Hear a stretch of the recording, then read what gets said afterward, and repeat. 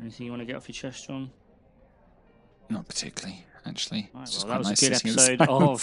Just quite nice sitting in silence, calming down after a hard day, Toby. Yeah, me too. I've had a tough one at the office today, let me tell you. I know. I saw those zombies. Yeah. Well, yep. I'm not just talking about the gravy games. Well, okay, I said it just before we started, but I feel we've missed our moment on this. I feel we've sat down for an urgent recording of our favourite chilled podcast. Cozy, I believe is the word. Cozy, we say these days. And all chat wants to talk about is a tier list of drinks. Which is going to date exactly when this was being recorded, by the way. If they need to know, they will. Welcome to Energy Potion Uncorked, a special edition of our Flesh and Blood podcast where we talk about the latest BnR announcement with our views on competitive impact. This episode was recorded in front of a live audience at an exclusive secret location with really great coffee somewhere in OG Canterbury. The Jaffa Cake cakes are delicious. Before you smash the like, follow or subscribe buttons, just take a moment. Do you really want your friends and connections to hear the latest hot takes and brute techs before you get a chance to play them yourself? We're not here for the validation. You can keep this to yourself for a little longer. Feel free to comment though. It's the best way to ask us for even more in-depth analysis on what it takes to win and lose in the world of Wraith. A couple of big things have happened. And before we talk about them, I want to talk about if we should even talk about them. Because of the leaks. Oh, well, we won't discuss leaks. We're not going to discuss leaks? Not at all. Fine. Well, all I'll say about leaks is that I don't like leaks. I intensely dislike leaks. I think... unfortunately, there are a lot of people who treat the card game as a financial investment portfolio. Yeah. Who do like leaks. But fundamentally, I think it's bad because obviously all the content creators are going to lose. Content creators lose out. Also, there are some cards that, again, unfortunately, I'm guilty. I have looked at them. There are some cards in there that would have been electric to have seen, rip through the group chat. Yep. And it would have been a fantastic thing. We're not going to experience. In fact, I have tried to look because I have views on competitive play that say it's now out there in the wild. They are now affecting the market. They are now affecting deck building decisions, and you can't ignore that as a competitive player. Well, you can. So it's frustrating. You can at your downfall. It's frustrating, but also. It takes me time to process these things, Toby.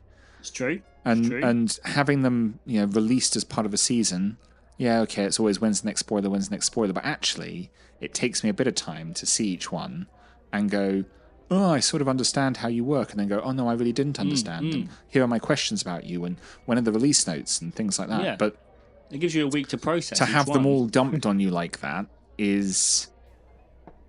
Yeah. I don't like it. Well, I mean, I don't like it. Hopefully, I really do hope that all the people who were given spoilers that have unfortunately been leaked will continue to do their spoiler videos and their spoilers and that kind of stuff. Because one, they shouldn't let it impede them. Two, I think a lot of people should make an effort to watch them and interact with them out of solidarity. Really, as a thing. So it might end up being that this spoiler season actually is even more beneficial for a lot of these creators than otherwise, potentially. But also because it means we do get that level of we're still getting them drip fed to a degree, so we still do get the time to process them. Yep. Because the fear is if we did all get them in one bunch, something will be missed, like something really strong and really busted will probably slip under the radar. I mean, that's going to happen anyway, John. It always does. But we will see.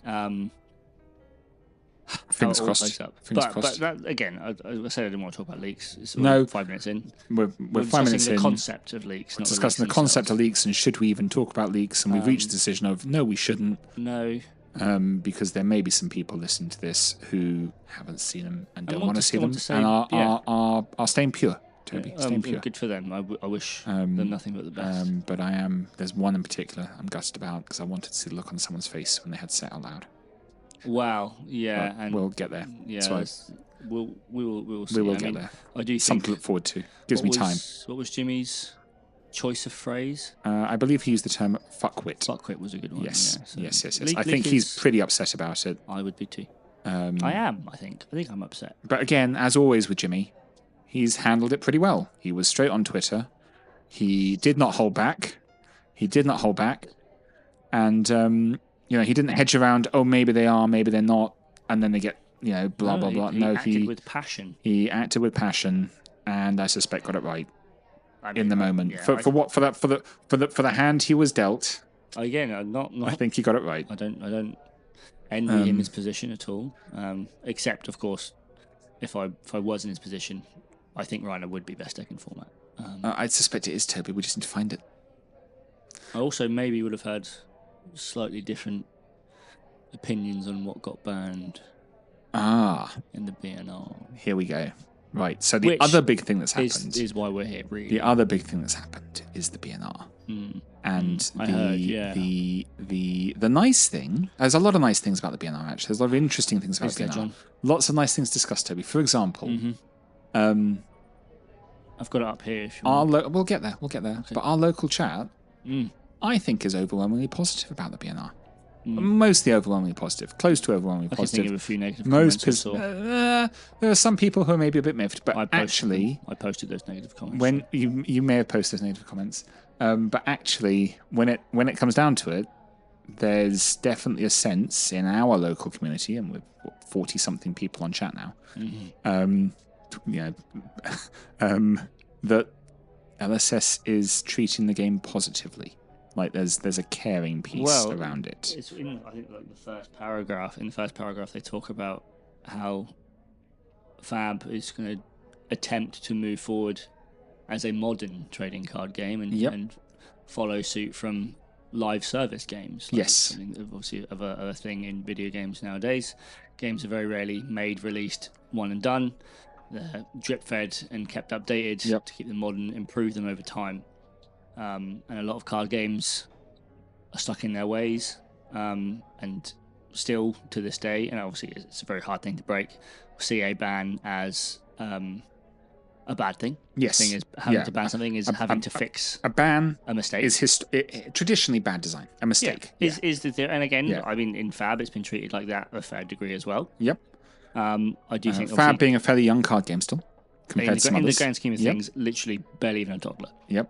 But obviously, as they go on to expand in this article, this is their attempt at sort of breaking that stigma. Yeah. And being more heavy-handed, quote unquote, but in order to keep the game fresh and approachable. There's a shake-up. What really interests me is I think this is not a new thing. I think anyone who says they've suddenly had this idea has missed the point. I think this is their first BnR where they've delivered the payoff for this idea. And you can see a couple of BnRs going back, how they've been building up to this point, I think. And if you look back, you go, they've explained the philosophy that I think they've been working with, but not been willing to talk about because it's all been stick. And I think there's finally been some carrot in this one. Well, speak for yourself, John. I'll speak for the Earth Runeblade players, but I think there's finally been some carrot. And John, I said it last week. I think Florian was in a fine spot. But they might have overtuned him, John. But honestly, Toby, I had a game today. You're so bitter. I had a game today. I had 60 rune charts. We'll get it off your chest, but let's save it till the end. Okay, let's save it till the end. So. But they've started delivering that promise of not just banning cards, but unbanning cards. Yes, as well. They do note that, and I think that's when they've now explained their philosophy, which is, and I've seen this in some online games. Some particularly busted things disappear and then come back again in a different meta format, different busted way. Yes, and it meta does keep things fresh. Are cyclical. My good friend who keeps giving children's toys to us, has a couple of kids who are older than us, talks about it as the toys go on holiday for a little bit. And then you get given them back and they're all fresh again to play with. It's very exciting, yeah. It's very exciting. And in chat, Well, I think it's actually a very good analogy, John, because nothing really describes Flesh and Bloods and most trading card games player bases than by comparing them to toddlers. I think it's actually basically very. So on the nose. I think we are very on the nose. Okay, fine. But some cards have been on holiday, and I will hope for the books to come back one day. Maybe they didn't burn them. Maybe they just stuck them on a very high shelf. I couldn't reach them. Maybe there's a world, but they've opened it up so that there could be a world. I think that's interesting as well. Yeah, maybe they're gone for good, but I think they've opened up so there could be a world. We might get reimaginings of them though. Potentially. And I'm overall fairly happy with the philosophy behind the bands and where they have taken their band direction in the last 4 bands or so. Well, because this is the one, this is why it maybe has had more of an impact than previous ones, is because you had a lot of people going into this saying, I could see them banning nothing. That was me last episode. I think this metagame is very healthy, and this was again where I'm at. I think the metagame was particularly balanced. I think we were seeing a move away from like what the perceived best decks were. I think decks were rising up to combat.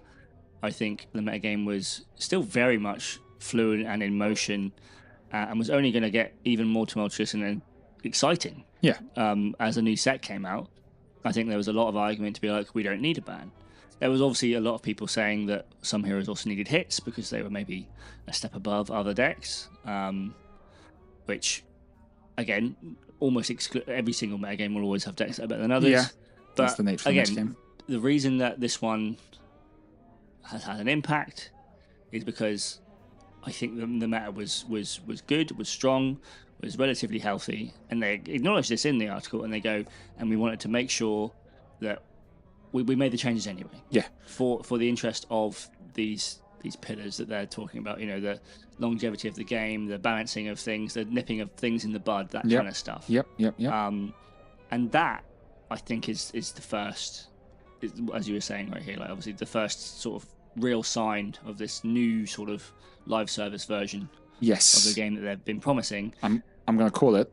We've talked about it. Well, Seabass, our chat, has talked about in the past Fab 1 and Fab 2.0. Yes. This is Fab 3.0. I think this is the start of that. Maybe. Quite possibly. And we will see, again, these sort of changes filter through them. And we're entering a different era of Fab with this announcement. Yeah, we have... which might be why it's so exciting that we have to do an extra podcast. I'll comment on that on November 3rd when we do another one. And then we'll see just to how they to what level they are holding on to it. Again, if they need to make any changes, there's a world where they don't. Yep. But I suppose we could talk about the cards. Come on then. Themselves. Let's have a look at some of these cards. We can do it. I think we should start with the one that is at the top, which is Bonds of Agony. As I think this is the strongest card on here. Yep, definitely. It is one of 2 Majestics to be banned. Yep. And of those 2 Majestics, it's the one that is currently being played. Yes, yeah. So the one that currently has value. One that currently, there's some standard art versions of the ones that are creeping up a little bit. But it does have value. I have recently purchased 3. They have less value now. It's a very strong card. Yep. And they talk about why it's banned in the article. We won't rehash too much of that. It is a card that I actually didn't think they were going to be brave enough to ban. I thought, it being an M, it being such an integral part of the Assassin kit, I thought it was almost too integral to go. I thought it was too safe. I think they got lucky. And Slippy and Mario did very well at the recent Copenhagen event. And that gave them the justification. Gave them just enough room to feel they could get away with it. Because they talk about how it's this design space business. The design space was too limiting now that offensive overlap. Now that it has go again. So just like that. On the card. Printed on the card. Now that's the thing, right? Is that They do discuss how when it's initially printed back in MST, it kind of has like a one and done sort of as part of news kit. Yep. Was the idea was that obviously back then Yeah. you throw the bonds, if you have the boots and the gloves still on the board, you go, well, bonds is up. Yep. Like something could all she needs here is that and Just a Nick, a card that also maybe could have gone instead of bonds back. Well, and you could argue I with think bonds going it kind of has. Oh well. But since then, the addition of Slippy, the addition of Flick Knives as being part of the core integral part of Assassin's kit now, means that that one and done, that quest that Assassin has to go on to really unlock the full power of bonds got a lot easier. It got a lot easier, and it got a lot less convoluted, and it got a lot more dangerous when you got to add in another card, obviously take up the mantle. So this offensive overlap I just mentioned a minute ago for the buzzword actually is relevant here. Yeah. Because as the assassin card pool has expanded, You can put it first, and are you bluffing? You're not bluffing. well, you put them in the blender. You put them immediately in the blender. Yeah. And there is one out, and it's snag. Yeah. And obviously, people know I love snag. I'm huge on snag. I have 3 snags. Some are less fortunate, and snag has been spiking as a Snag is result of quite a Slippies. pricey card.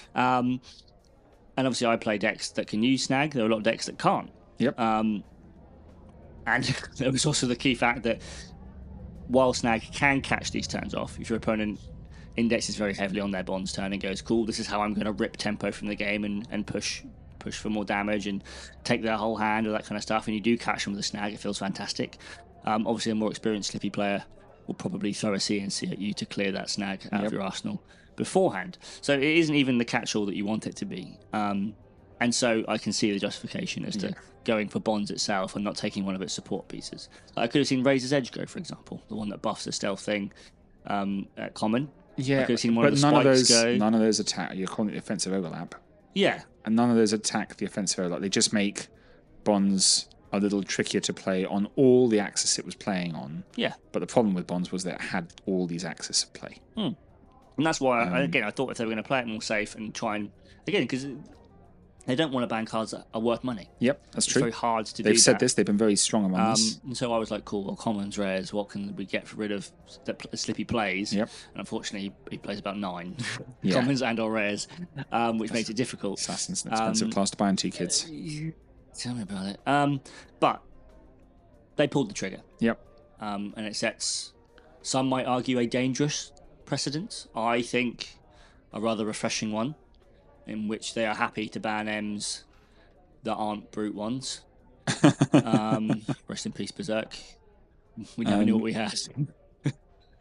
But again, with this, I think it comes with this promise of it could come back if the meta's relevant. If there's enough tools to deal with it that appear, there's a world where they start bringing, because they have now, and we'll talk about that in a bit. But there's a world where they start bringing some cards back when they're meta relevant, shake the meta back, just to shake the meta back up and keep it relevant. Well, in this future, John, and this mystery future of yours, we have to imagine a world where Assassin isn't dominant. Well, yes. Which hopefully tomorrow. Today and yesterday. Yeah. In the Friday, immediate isn't it? short term, Yeah. I can see Assassin being strong. I can't see another Assassin being printed relatively soon, but as we know, No. NSS do like their Assassins. SS love A Assassin. developer, I think that's his title, Yes. does like Assassin. But there could be a world where it comes back. Yeah. There could be a world where any of these cards come back. This is it now. And I think that's fine. Again, it's them tweaking and pruning. The issue is, obviously, as more cards get added to the pool, a lot of the issues that these cards had at this point will continue to have those problems down the line, plus more. Yes, although I think we also see a world where these things aren't problems anymore, they're just part of the game. And there are tools for dealing with them as part of the game because so many people have access to them, and having an attack that can force so many different possibilities off the back of it for your opponent to think about becomes part of the Flesh and Blood experience for more decks. As more decks are printed, as more heroes are legal, So, you do have to start. So there is a hedging for those. So there is a world where these things and power creep is part of all TCGs. There's a world where it's no longer so relevant to keep it banned. I'd be impressed. I'd be impressed. I don't want to see a world where Bonds is power corrupt. Actually, John, personally, I'm quite happy with the power level being lower. But it's not about the power; it's about the options coming off the back of it. Options are power, John. Well, that is actually a very true statement. Just consult Katsu's flowchart. Yes, that's the power options, John.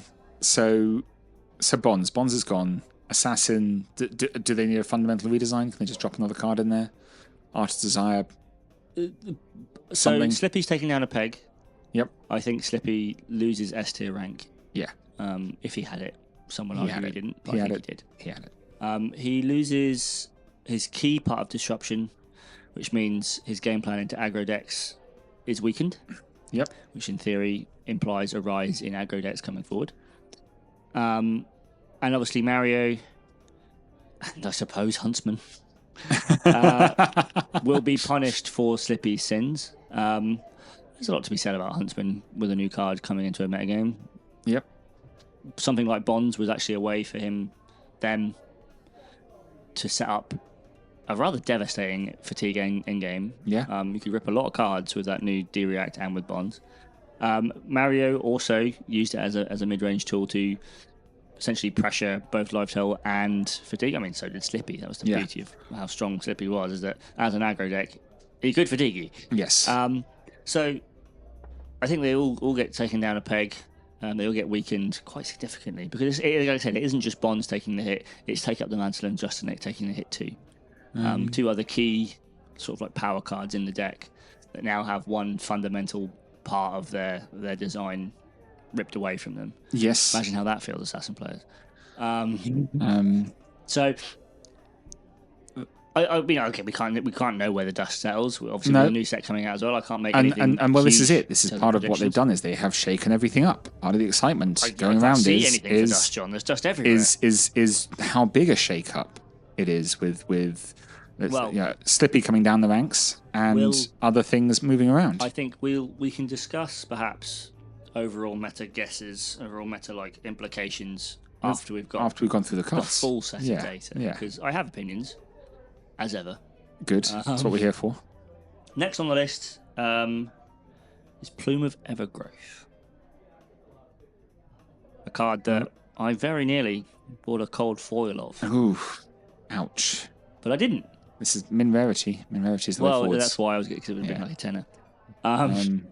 But it's a very strong card, and a card that, again, at time of printing, was unplayable. Yep. Because why would you play Plume when you could play Ground? Yep. And then all the heroes that could legally play it were gone. Yep. So didn't have to worry about it too much. And then we get Rosetta. We get 2 Earth heroes, and fundamentally out of the gate, they're not particularly exciting. They don't really. It's taken a little while to warm up, but they've gotten there. Once the ball got rolling, yep. And it is now rolling. Yes. We're now looking at a world where we have to take something away from them. And while I'm explicitly mentioning both, we're taking a card away from Verdance. Yes. Like Verdance is a hero I've got a lot of reps with now. You've been talking about Verdance since she came out. I played her week 1 she was legal. Yep. I played her at Darksphere ProQuest. I played, looking back, an awful 80. Yep. By the current standards of the modern deck, into a field where Aurora was legal, which is incredibly brave of me. And now, as the meta shifts, as heroes such as Aurora have left, and with her receiving a rather stellar new card in the expansion slot of the new set, she has to give something up, just to give back. And now, a headpiece that doesn't block feels like obviously a kind of card that maybe wouldn't be a power piece, maybe wouldn't be like a central part of the game plan. However, it is. It fundamentally is. It's a card that in half her matchups is felling of the crown number 4, and as if the first 3 weren't strong enough. It can be a plow as and when you need it, and obviously when you're playing combo, it's your pulsing ether, it's your second to third to maybe fourth rampant growth. It's everything you need to be in more, as well as being an earth card in the bin to then decompose if you needed to. So it goes. But it, from what I'm hearing, doesn't slow her down much. Well, she just replaced it with Bodge. She plays Balance of Justice. She will play Crown of Providence.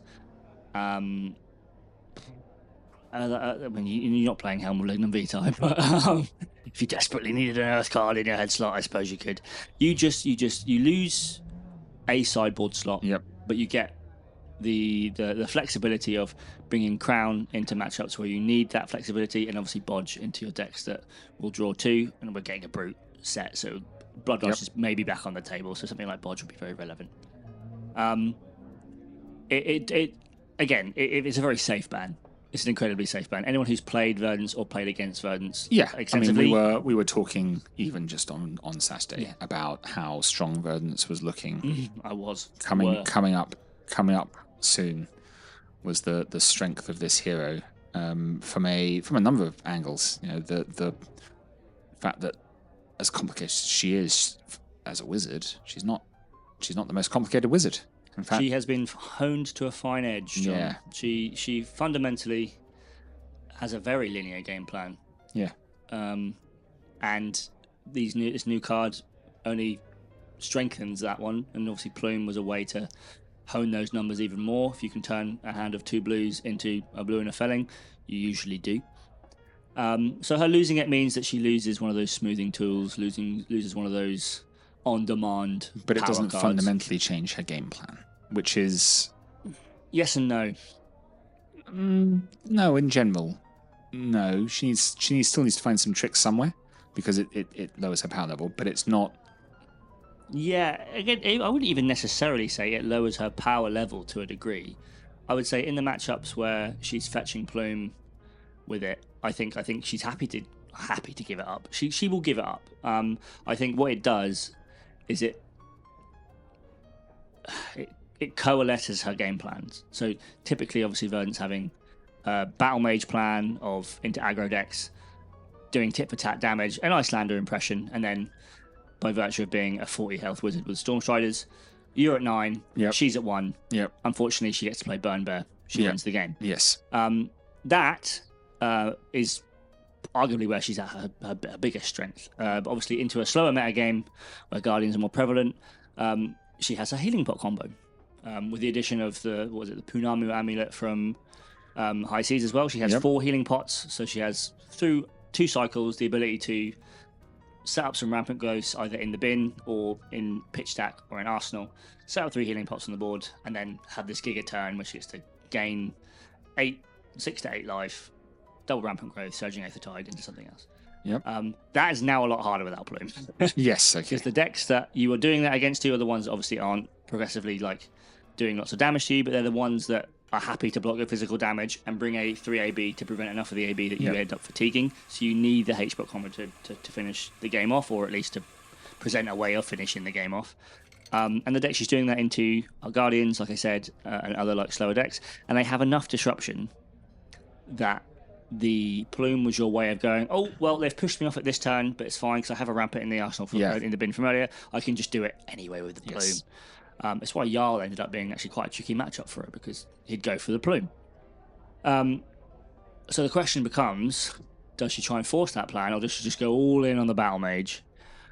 Which is what they want, I think. I think one of the issues they do have, and it's actually a problem that I have with modern Fab design, is that they like decks to be relatively single-minded in what they do. Yes. Heroes are almost restricted to what their game plan should be. Yep.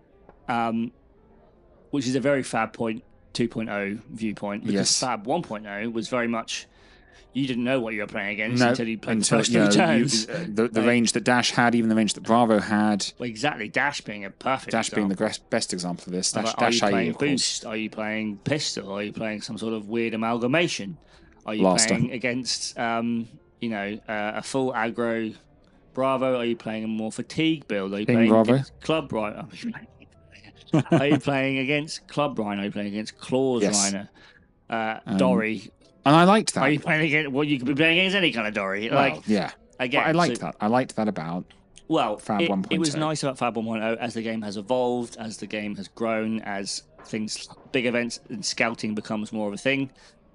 It becomes less of a welcoming game to make the surprise sort of decks be worth more. I do think like the surprise brews are still very exciting, very important, and very integral to the game. How did we not talk about Brainstorm Kano, by the way?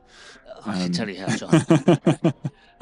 But as I was saying, like she's being pushed into this, like I say, Battle Mage archetype where she is throwing these big spells, throwing these big trees, getting the opponent to the point where she can then catch them out at instant speed with Stormstriders. The fact that Stormstriders remain safe in CC is tantamount to that's their view for what she is and what Wizards are as a whole. The thing is, I can't help but see that as the devs pandering to their own ease. And it's easier for them if the strongest build of each hero is quite gated, it's quite set, has its own channel. Maybe. And if as they've got more heroes, it's just easier for them to make sure the game runs smooth like that by limiting that sort of deck building fun and knowledge. I mean, put it like this: I think very much. If I'm playing Verdance, I'm probably still playing a degree of healing pot for ground combo in the sideboard. I think what it does actually is it's kind of almost a shadow buff to Guardians and those kinds of decks. It just means that she's less of a predator of those decks. And as we know, for the last 2 years or so, Guardians have something. Suffered, and the Guardian set is coming out. So Guardians need second Guardian. So Guardian of the year of the year. The second Guardian set of the year is coming out, and they need something. And they will get something. Seeing as they have also technically had something banned. This is true. Which. Let's talk unless about you that have one anything next. else you want to talk about, let's talk about that one next. Because I could talk about Verdance for hours, but we'll move on to the next one. Talking a big game. Yep. Now illegal, John. Okay, so start off with what does that card do? So when you do talk a big game, which is now illegal, you choose a number. Yes. Which is already you can see why this is problematic. Yep. You choose a number. Yes. And you're essentially wagering a bet with your opponent that you're going to deal that much damage this turn with an attack. I believe it has to be a singular attack that deals the damage. Yep. It could be any attack this turn. I see. But say, for example, I talk a big game. Yep. And I give you the number 4. Yes. Good number. Yep. I then swing my Romping Club. Yes. Cost 2, attacks for 4. Yep. And you declare no blocks because you're playing an aggro deck, and blocking is cringe. Or beneath we know you. Blocking doesn't win games. If I were to deal 4 damage, I would make 4 might tokens. So in theory, I played a 0 for 4. That's busted. On a blue that blocks 3. And is legal in both Brute and Guardian. Yeah. So, fundamentally, as it stands right now, just like Brutes and Guardians, this card is unplayed. Yes, of course. That's why I had to ask Toby, what's it do? Because I don't think I've ever seen it in the wild. I do see a world where all 4 of the new heroes could have made use of it. Yep. Either through trickery or just pure over-the-topness, being reviled and revered respectively. Yep. Evidently, in their internal testing, they've found enough problems to go, we're nipping it in the bud now. Yeah. We're doing what maybe we should have done with Zephyr Needle. Yep. And seeing as Ira with Needles is winning back-to-back LL tournaments at a high level, maybe they should have done. Yep, certainly. But, before people invest in what spiking card and things like that, Yes. So that card is gone, and I'm afraid, honestly, John, I can't present much about it. Well, I approve. I approve of the move to preemptively ban what is not a very valuable card. I'm fairly sure I've got 2 in my trade binder. I have 3 in my Rhino box. But it's not in the valuable section of the trade binder. It's a Rhino staple, John. And it's I'm quite happy with that as a preemptive. Let's get rid of this card. Yes, you will never get to experience this line of play in CC, but there are other lines of play to play, and we're not going to mess around with it. And honestly, if it's that good, bring it to LL. Yeah, bring it to the big boy table. I'm never going to the big boy table. I'm not looks big scary enough. up there. I'm not a big enough boy to sit at the big boy table. It looks scary. LL's a scary place. Let's go back to the safe place that is the classic constructed BnR. I do like looking at that Ira deck. What's next? Well, what's next is when we get the full set review. Yep. And we see all the cards. Oh, what could have been? Will return. We'll put a pin in this for now. What and we'll could have return, been? and we'll assemble maybe a 2 to 3 hour podcast. What on is the big all game? The combo lines What is the big game that we can talk? Exactly, because we can't play it. But we can't because it's illegal. Yeah, exactly. You can't talk a big game. Yep. There will be no talking we of big will, games. We will discuss a big game. We will preach modesty going forward. Right. Next up, we have an unbanning. We've been talking about this. We've been alluding to it. We've been foreshadowing. That's the word. We're really good at it. Almost like pros. Almost. Someone pay us, and then we are pros. Well, technically. Yep. Go on then. What's been unbanned? It's Germinate. Germinate? It's Germinate. So it's a card that, again, a lot of people have been saying probably didn't need to be banned. Is there an analogy here where it just got planted for a little while and is now sprouting again? Possibly. You could argue it has germinated. Yeah. I would argue that when it was printed, it was also still pretty strong. Yeah. I would argue that also it died.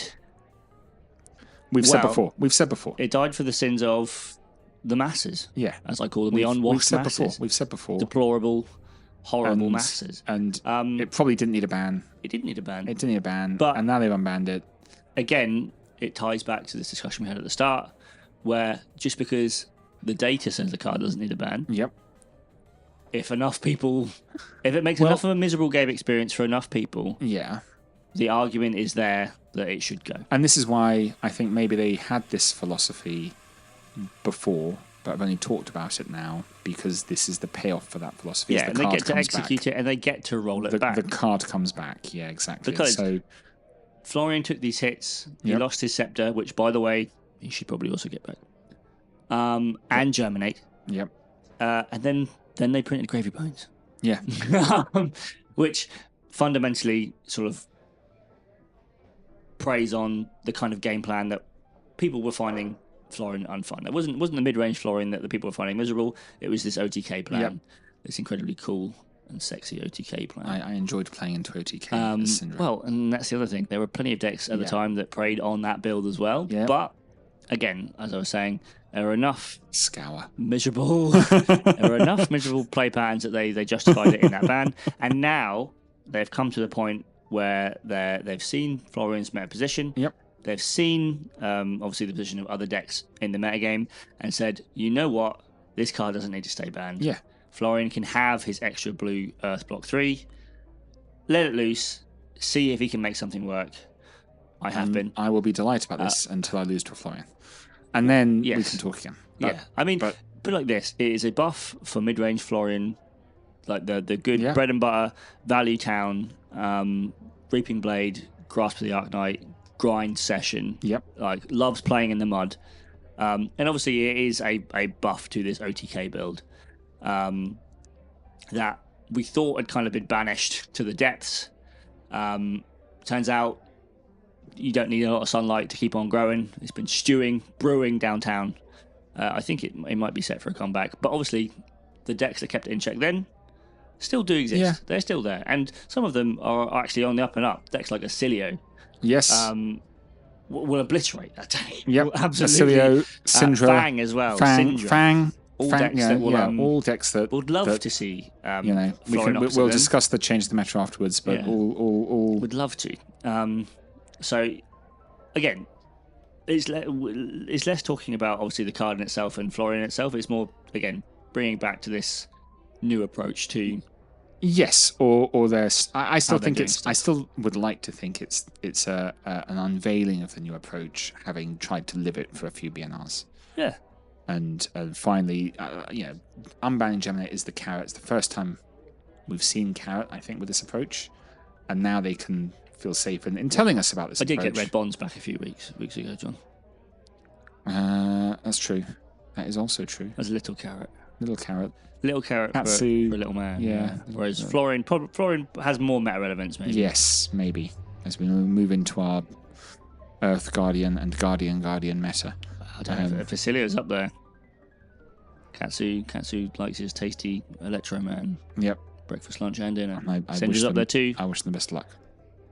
Out ninjured. I once did what must have been like 54 damage turn 0 against the Syndra John. Did you? Katsu. Yeah. You should have recorded it for I posterity. should have taken a picture and posted it on Twitter.com. Should have taken a picture and posted it. Sadly, I wasn't there to remind you. No, So sorry. But I'm pretty sure he did still do that. Regardless, we've been around the bush enough. There was Come on another then. card that was banned. is this the last one? This is the last You one. promised me. Well, it's 2 technically, but it's the same card. Okay. What card is it? If I had a nickel for every time that 2 colours of one of my favourite cards was banned, It's almost like you like good cards, Toby. which is crazy Because considering you don't like good decks. there's an image of people that people have of me. But yeah, it turns out I did quite like Golden Tipple Red and Golden Tipple Yellow. Yep. And just like talking a big game, they are now illegal. Cool, we can end there, really, can't we? You're right, John. There's not much more to say about it. No. Not much more to say about it. For Cypherpool Marlin, really. Again, punished for the sins of another. I think before we let you rant, and I can feel the rant building. Simmering.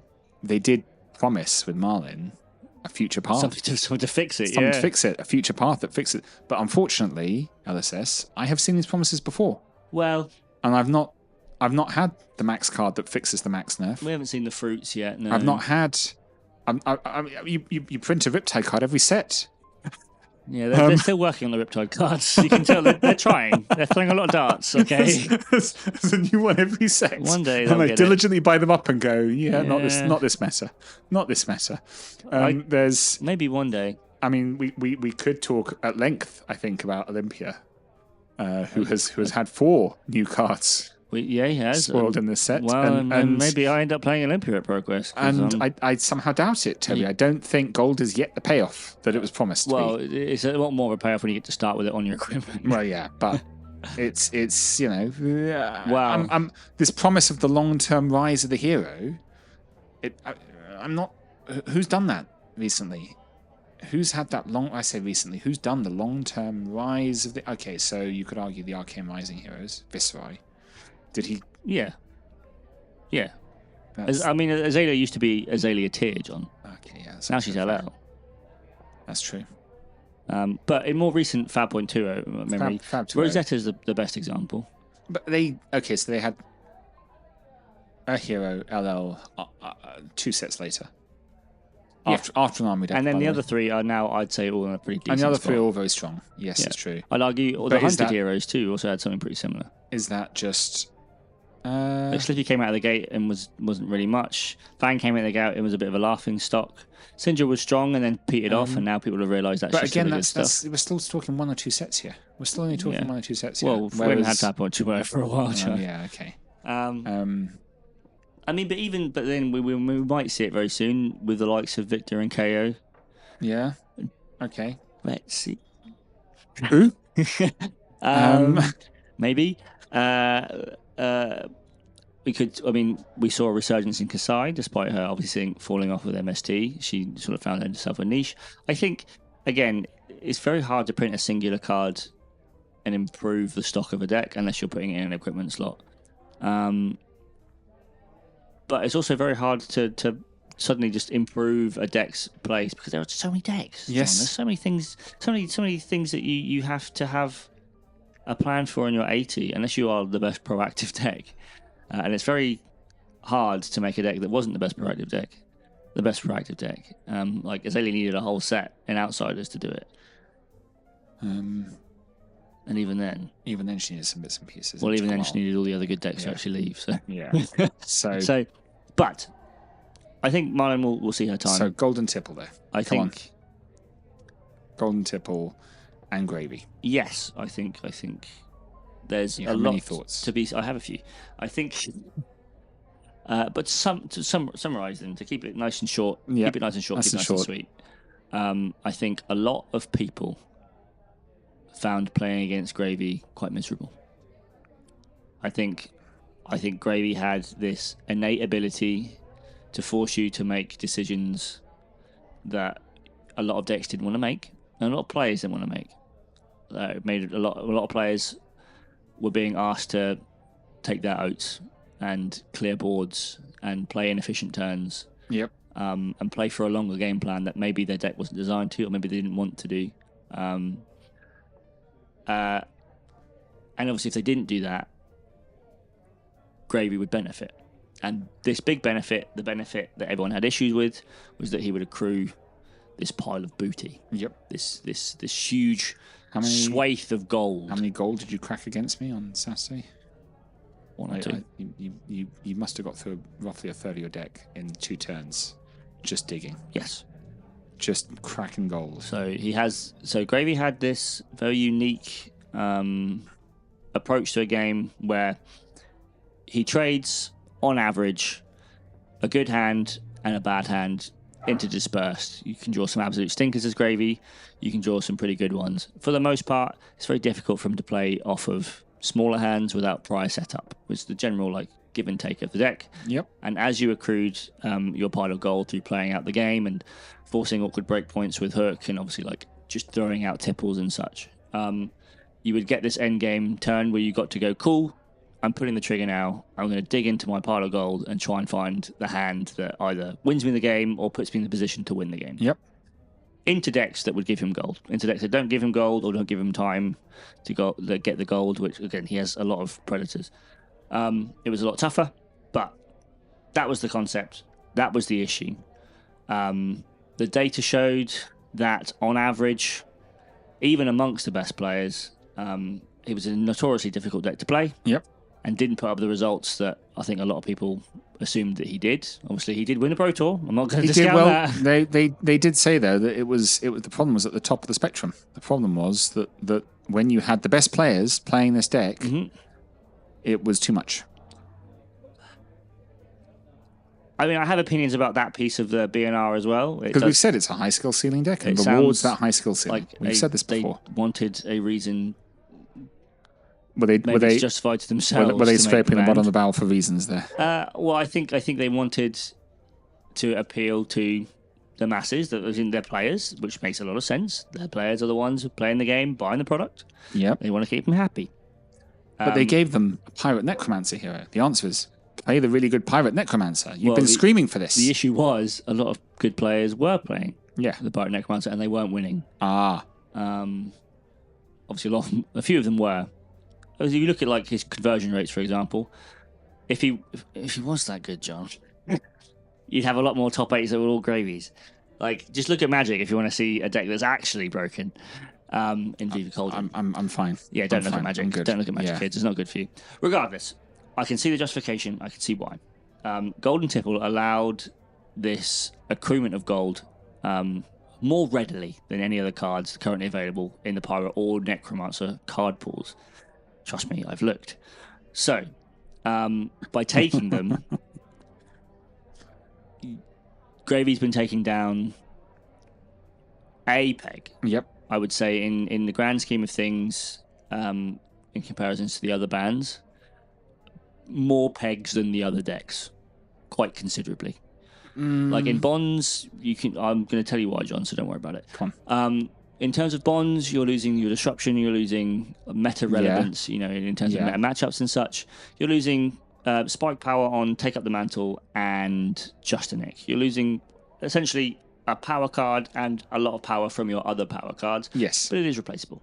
You can put in another blue that has one power that either disrupts or fills in a gap, and because you're Assassin, it still blocks 3. There is no replacement for red and yellow gold tipple. You are losing 9 plus 6. You're losing 15 power in the deck. Yeah. You're losing 6 innate gold generators. Yep. Of course, if your golden tipples line up, which, by the way, they don't nearly as often as you'd like. Most of the time, they just block 2. You're losing that 6 gold, and then if you throw in the hook activations, we'll throw in another 3 gold. So you're losing 9-ish gold. Not to mention you're losing all the value that comes with Go Again, inherently. And also... Go Again, such good words. You're losing 6 discard outlets. So obviously, Golden Tipple was a strong card. It did everything that you want to do as Gravy. Yes, because and you would, and that was it. It did everything. That was the problem, Toby. It did everything. It was a crutch that let you just go. I'm going to play this card, and all the things my deck wants to do, This one card will do for me. Yeah, well, one man's crutch is another man's glue card, John. It did have its weaknesses, like I said. If you do tipple on a hand where you couldn't tipple, you found yourself with a 1-cost attack for 2 go again that blocked 2 in yellow, and even a 1 for 3 go again isn't particularly anything to write home about in red. No. So also it existed. It only worked if you had a 3-card hand, right? So you had to have had the pitch, you have to have the tipple itself, and you have to have the discard outlet. Now, obviously, the benefit is that the card you're discarding, you then get to play. So you're essentially playing a 3-card hand as a 4-card hand, which, again, is strong. It's his niche. It's what he did. yes, it's what he did. Past tense. And now, I don't think it's what he does. No. So blue tipple is now a majestic, because you can only play the blue. Yep. And it was being treated as majestic power level. Yep. And we're now desperate for more means to make gold and more means to discard. Because again, what it means is that Gravy now has to either find these discard outlets. Yep. So I've been testing Jittery Bones, Restless Bones as discard outlets that present damage, but obviously don't make the gold, don't cantrip.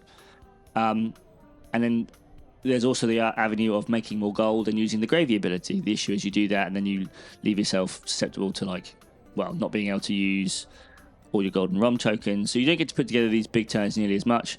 Your damage output is, on the whole, reduced a lot. So a lot of these games that were close, sort of nail biters, now the Gravy is just missing like 15 to 10 damage to really put the game into anything interesting. So is what you're saying, actually, of all the bands, Slippy drops down a notch from S to A tier-ish, probably. Maybe B. Maybe B, but Gravy's just gone from S to D. Immediately, yes. I think Gravy, so people who are dedicated to Gravy, myself and other players, probably, hopefully, ideally better players than I, are going to probably figure out a way to make Gravy quite strong again. Because inherently his game plan of being able to play from the bin is strong. Yes. Gold is inherently strong. There are other ways of making it. There are other ways of assembling these strong turns. Like even in my immediate testing, I've still put together some pretty silly stuff. It's just about making that more consistent and making it more applicable to the metagame at large and the metagame to be. Yes, the metagame to be. So I could put him at D, I could put him at C. I still think there's a lot of decks that are like actual joke tier that he can beat. I think there's also a lot of decks at joke tier that he actually can't beat. Like Tekla might be tough, but Tekla might be tough. I think he was a meta relevant deck at the time. Our meta just gone, and yeah. So, but again, my gripe. Yep.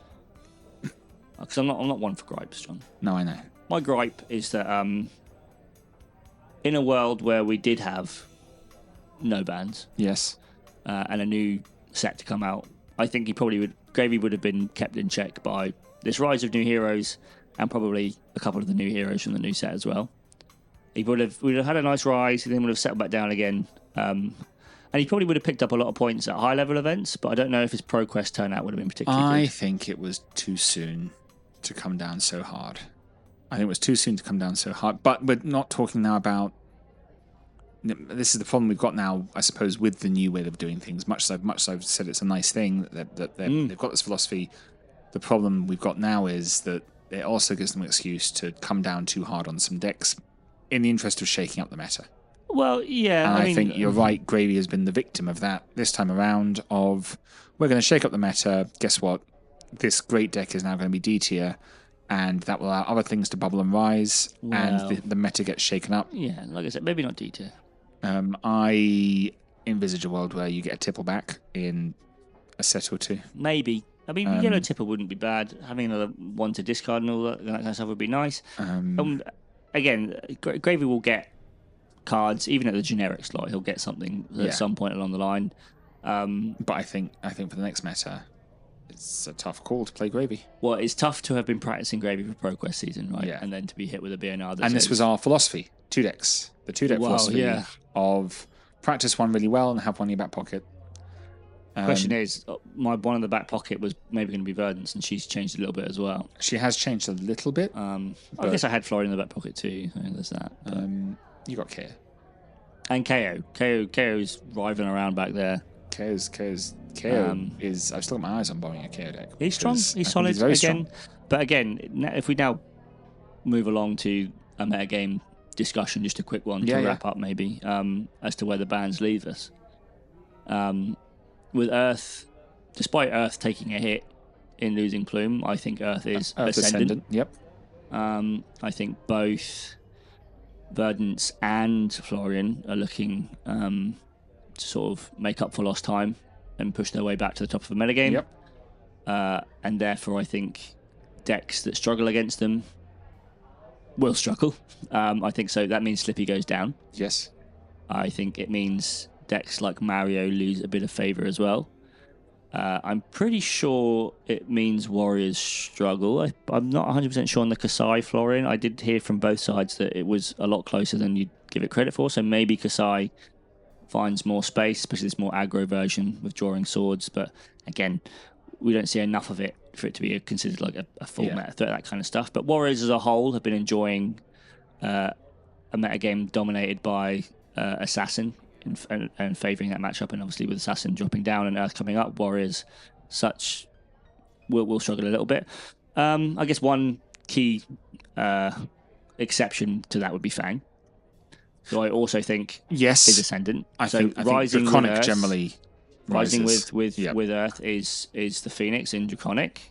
Maybe not necessarily the Phoenix in Phi, but Draconic heroes as I was whole. looking at Phi. I'm always looking at Phi, John, but I wish you wouldn't give me that look, you know. Well, you know, as we look into the Brute Guardian set coming out, Phi is the Draconic ninja with the best Guardian matchup. Well, that's a low bar, John, but It is a I low don't bar. disagree with you. But you know, I don't disagree with you. He's got that one. He's got he's got some tricks. He's got some tricks. I think these I don't want to say like hyper aggro, because in case of Fang that isn't necessarily the case, but these decks that present very difficult blocking decisions to these decks that actively want to block, will, I think, see their share of success as the meta develops.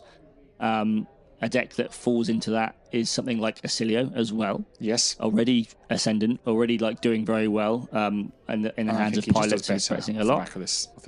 Well, quite indubitably, one might say. I think he has favourable matchups into both Verdance and Florian. But I think Acilio still has the built-in, sometimes you just lose part of his deck. The consistency is better. Yeah, I think the consistency almost might just be there now, John. Really?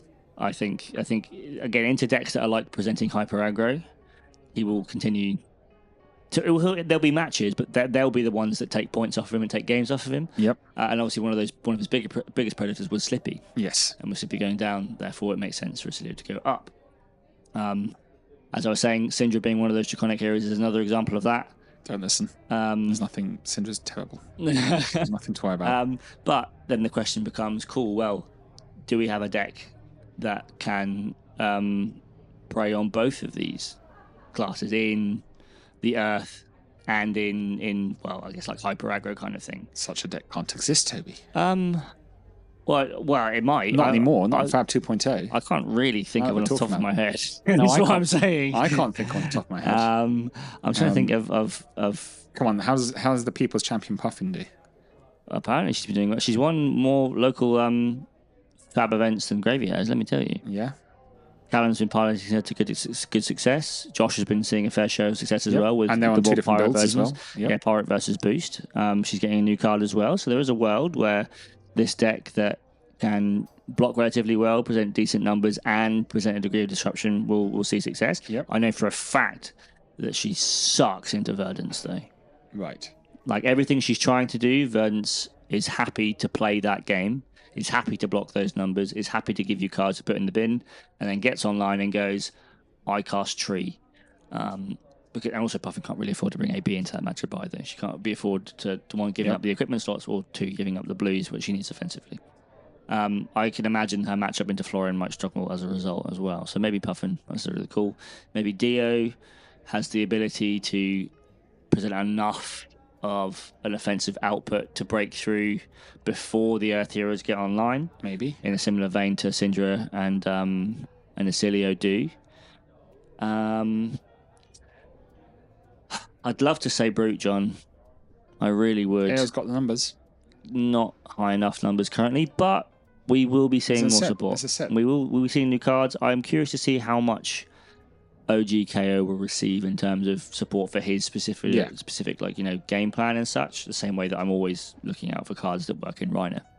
I feel that, especially with the revered, reviled thing and the way that the two brute heroes are set out, the cards won't play nicely into KO or Rhino's. Won't play as nicely as. There'll be something. Exactly, there'll be something. And maybe once we see commons and rares start to crop up, we'll start to see more of a general game plan, what could be adopted into the fold and what might be upgrades for cards that we currently have. Because again, in Brute as well, a lot of cards are in there simply for their stat lines.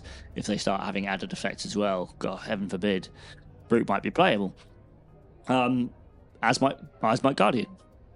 Guardian might also be the kind of thing that pushes things. Obviously, historically, not fantastic into Earth, but these two new Guardian heroes are going to be pushing the boat out as to what Guardians do. Yes. They could be changing the way their game plans work. And bringing cards that allow other Guardians to change the way they work too. So, or at least up their game slightly. We could see that in certain matchups. Something like Lyeth presents a whole new way of playing Guardian.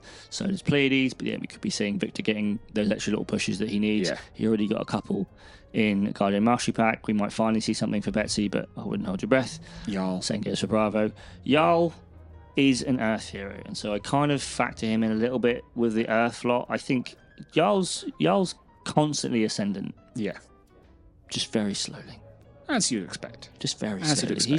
He is warming up. Yeah. Bit by bit. Yeah, definitely. He also is being solved in real time.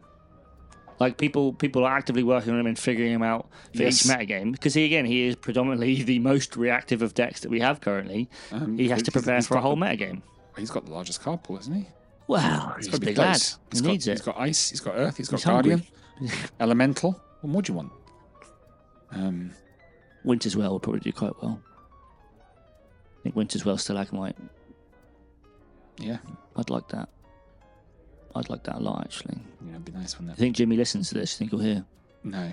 Damn. No, I don't think he does. Damn. Wizards as a whole. Kano, maybe? I think Kano will LL as soon as he New possibly metagame can. means Kano rising, because people want to try their new cool brews, and Kano says... Kano plans in, because don't fall for that trap of Kano's not a real threat. I'm going to ignore Kano in my testing. Ira's there. Captain Consistent. Struggles into Earth. Doesn't like being high rolled by aggro. Might have had her time in the sun and is going to slip back under the radar for a little while until she wants to really gets to own LL. So, And this is all obviously under the assumption that these gravy nerfs are going to be nerfs. It could be that in 2 weeks' time, this new build of gravy comes out. It's even better than the last build. That's happened. It has happened in the past. It's happened a few times. Yeah. And then I'm trying to think of an example, but I know it has happened. Decks like Ira and Acilio and Syndra and Fang becomes our S tier, because they can be gravy. Yep. And everything else get pushed to the wayside. Because maybe Tipple was just too easy, and there's a stronger build out there. If you push the boat out even harder, maybe it's Swindler's Grift, John. Maybe there's an even higher skill ceiling for this high skill ceiling deck. I would 100%. I would generally posit that the skill ceiling of gravy was nowhere near to being reached. Yeah, and that there was so much more to be found in that deck. I would argue that there's probably a very strong LL gravy deck that is waiting to be found. I wouldn't be surprised to see it at what is it, Worlds? We haven't discussed Worlds. Well, that's for the actual podcast. This is the BnR one. This is the BnR one. So we'll save the Worlds discussion for the Worlds one. For the actual podcast. This is going to be an Uncorked special. This is very uncorked. Yeah. Incredibly. Yeah. I feel quite uncorked. Slightly unhinged. Undeserved. Unneeded, maybe, John. I didn't see it as needed. I was last week saying no bans required. Yes, I would have been happy with the response, but as for metagame discussion, that's kind of where I'm at. I don't really, and this is nice. I don't really know. No, I have an idea. That's one of the exciting things. One of the exciting things about this, coupled with a new set coming out later this month, is 5 minutes. Is the excitement of everyone gets a chance to try and build something. Yeah. Everyone has to build something. I think we're going to have because nothing's solved. more classes viable than we've had in a while. And this most recent meta had quite a few viable classes and heroes within said classes being viable. Because the meta is a self-fulfilling prophecy in many ways as well. Once it's not just about what's best; it's about what gets best first. Because everything starts reacting to and that. what people perceive to be best. Yeah. True. So it's not about the best deck or whatever. It's about perception of best deck. It's about who got to a good deck first. And that we saw this very, very clearly with Syndra out of the gates with Hunted. There was this great build of Syndra. I've mentioned this before. No further builds were explored for a long time, and really we're back to that build with Syndra. Syndra's not been explored.